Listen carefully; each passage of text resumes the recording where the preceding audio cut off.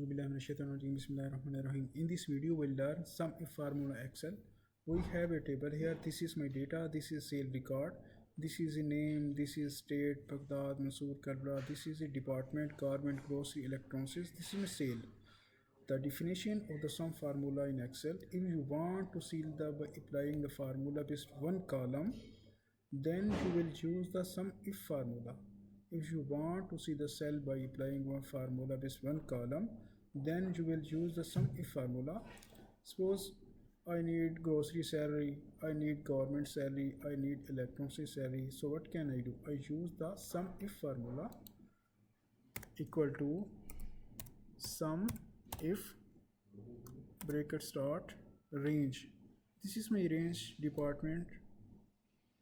Select the all column, comma, criteria. Now my criteria grocery, double quotes,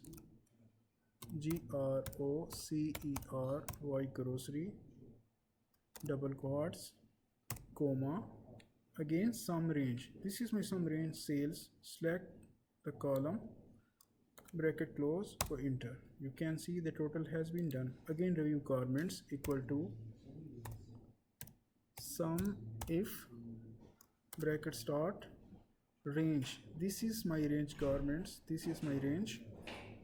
Shift arrow down,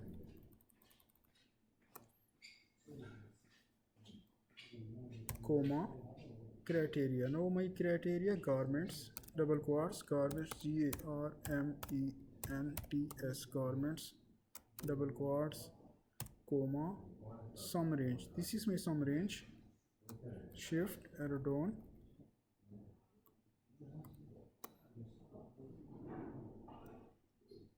bracket close,